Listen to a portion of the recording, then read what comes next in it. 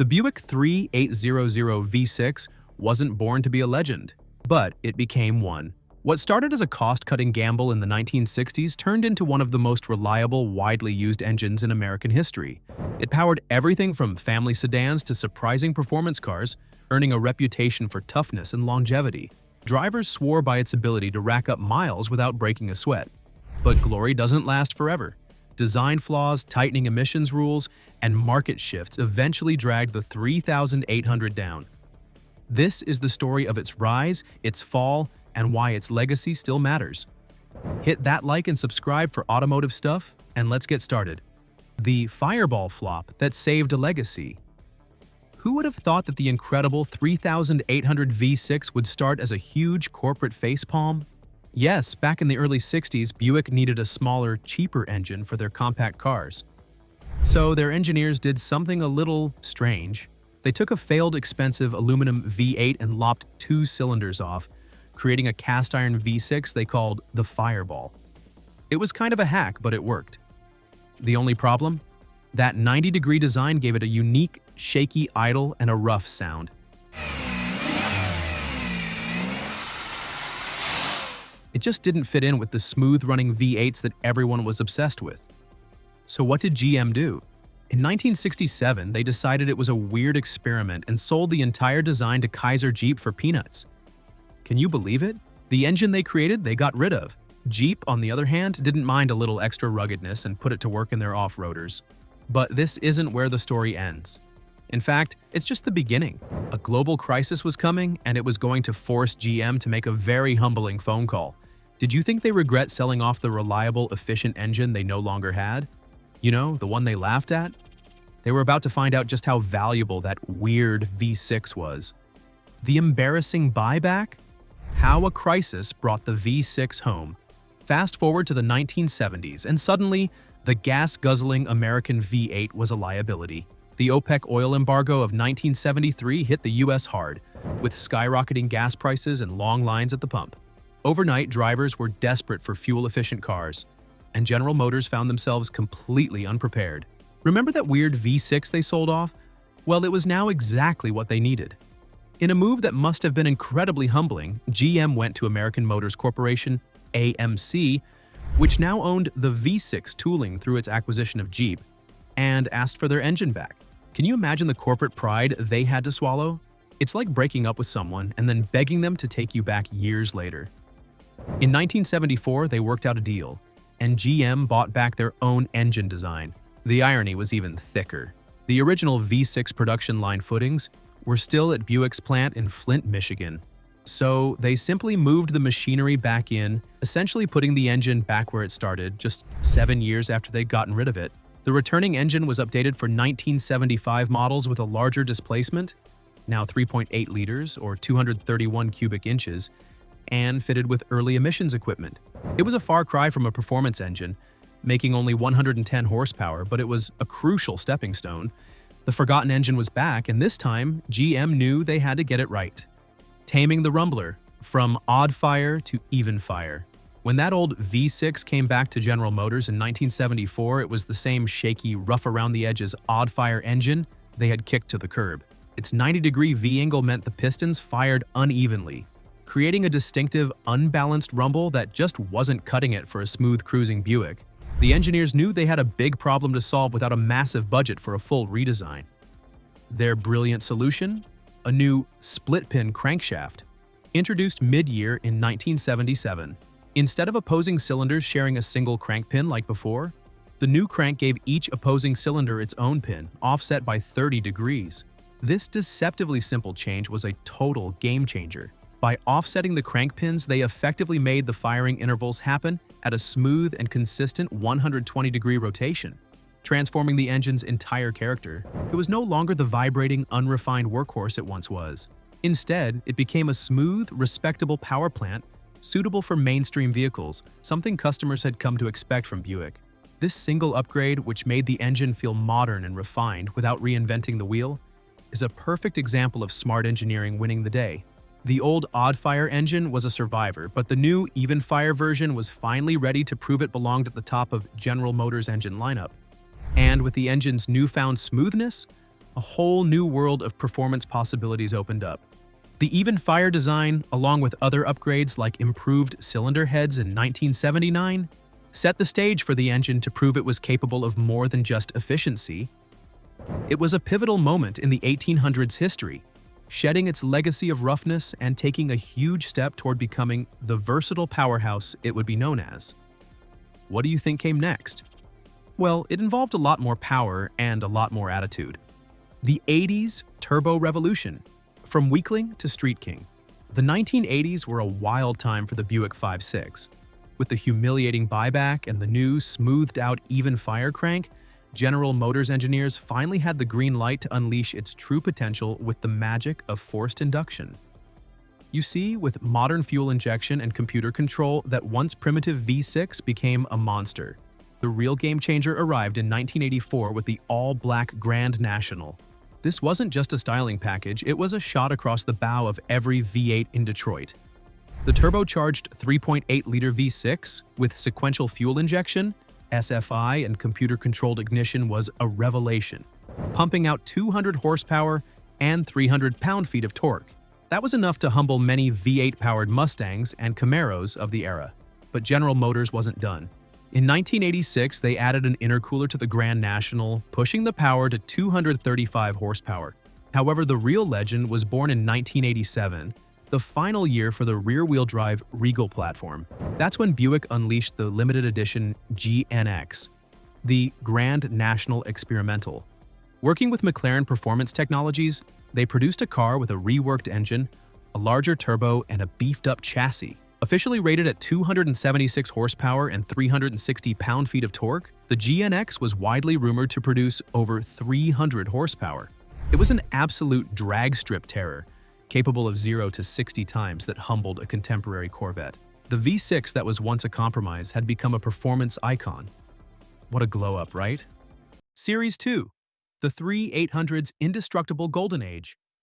Now, we've talked about how the 3800 came back from the dead and finally got its manners.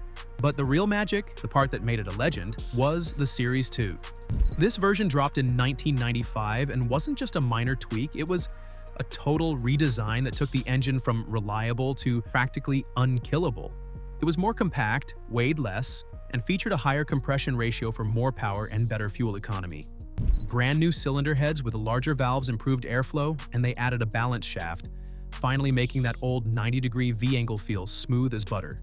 This engine was so good that it landed on Ward's 10 Best Engines list for 3 straight years, from 1995 to 1997. Think about that for a second. An old-school pushrod V6 from the 60s was holding its own against brand-new, high-tech engines from all over the world. You could find it powering everything from a sedate Buick LeSabre to a sporty Pontiac Grand Prix, or even a Chevrolet Camaro. This was the peak. For a whole decade, it was the engine you simply didn't worry about. Mechanics would joke that the car's body would rust away long before the engine gave up. Why was it so tough? Its simple, robust, and over-engineered design was a stark contrast to the finicky, complex engines being produced elsewhere. But even the best heroes have a weakness, right?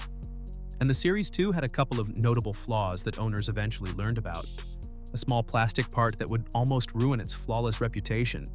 The unraveling. The Series 2's fatal flaw. For all its lauded durability, even the bulletproof Series 2 had a single, cheap, and critical weakness that would ironically help hasten its demise: the notorious plastic intake manifold gaskets. The issue centered on General Motors' use of a composite plastic material for the intake manifold and gaskets, which began to degrade over time. The problem was compounded by the use of DEXCOOL coolant. Some people contend that DEXCOOL, when exposed to air over long periods, became corrosive and ate away at the plastic gaskets, though others point to the heat from the exhaust gas recirculation (EGR) stovepipe as the culprit. The result was the same: a slow leak that could cause coolant to mix with oil, creating a sludge that was lethal to the engine's bearings and other components. This wasn't an isolated incident. It became a widespread problem across millions of General Motors vehicles produced in the late 90s and early 2000s, leading to recalls and a huge class action lawsuit. Car owners, who had come to rely on the 3800's legendary reliability, were suddenly faced with a potentially catastrophic engine failure. A car that ran perfectly one day could show signs of a leaky gasket the next. How did an engine renowned for its longevity fall victim to such a seemingly simple and avoidable flaw? It was a classic case of cost-cutting measures undermining a solid, proven design.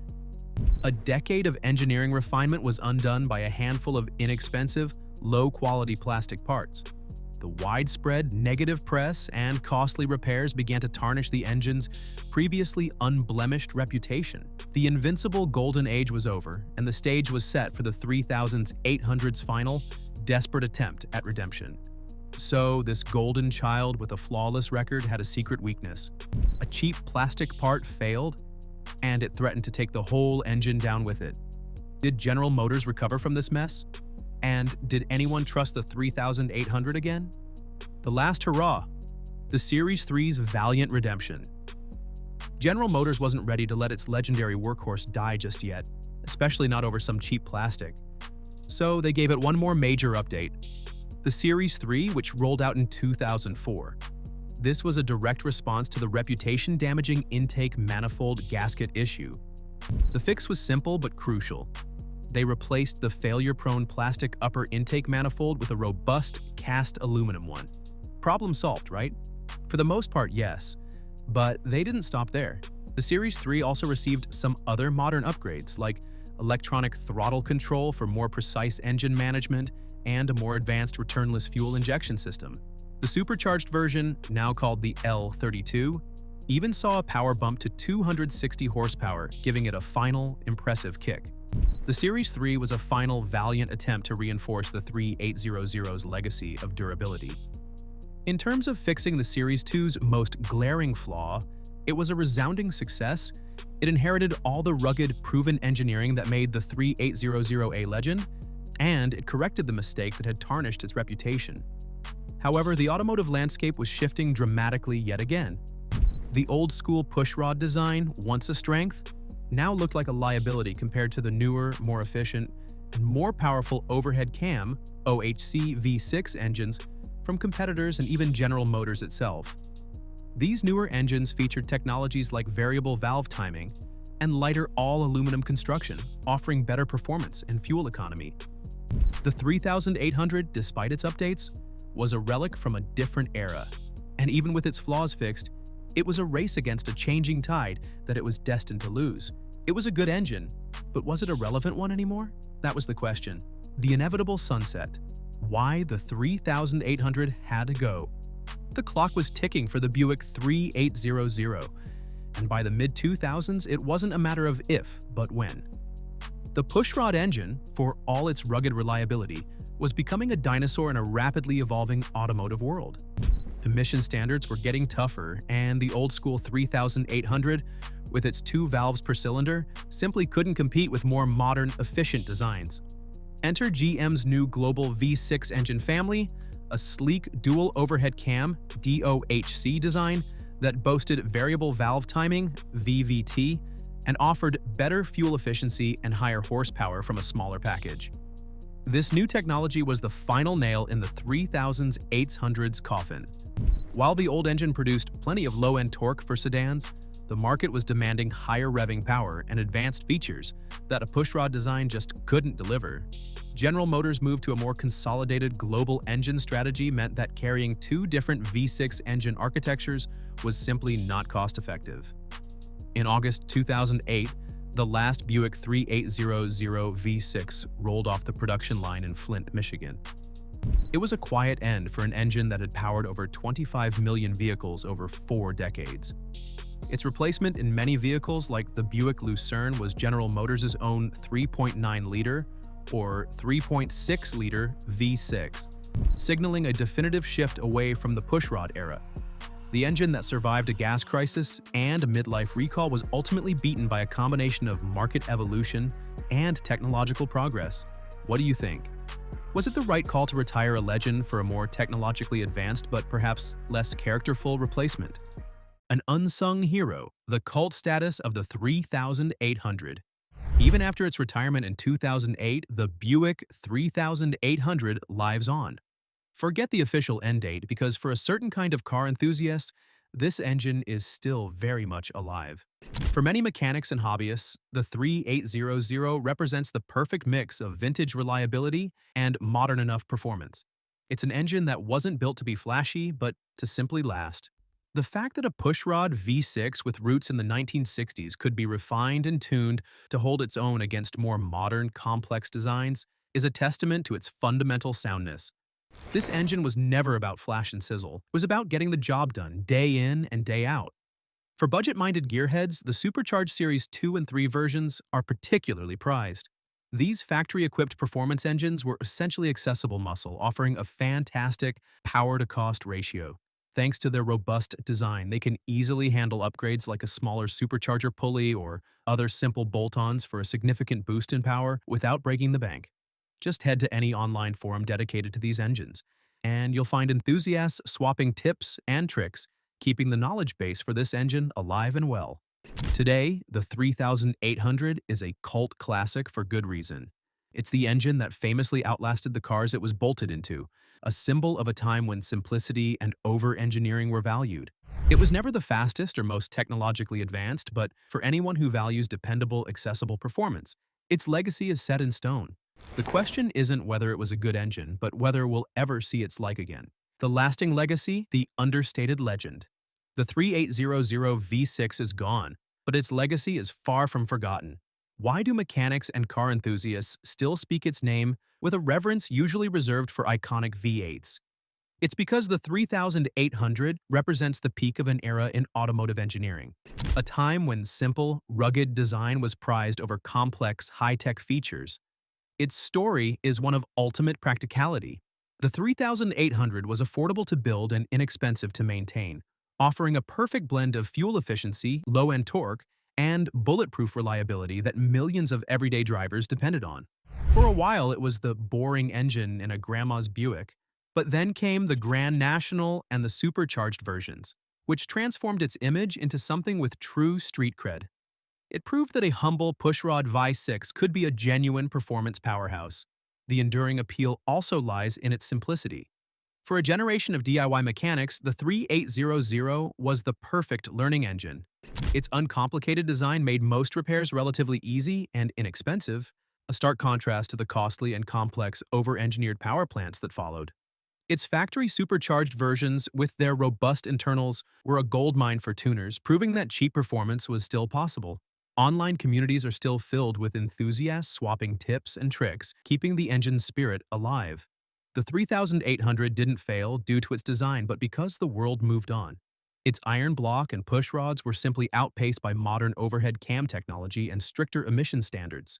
Yet, the lessons remain. The Buick 3800's journey reminds us that sometimes, the most unglamorous and unexpected designs can have the most profound and lasting impact. It was never the flashiest, but for a generation of drivers, it was the best. And what's more important than that? So, what's your favorite memory of a car with a 3800?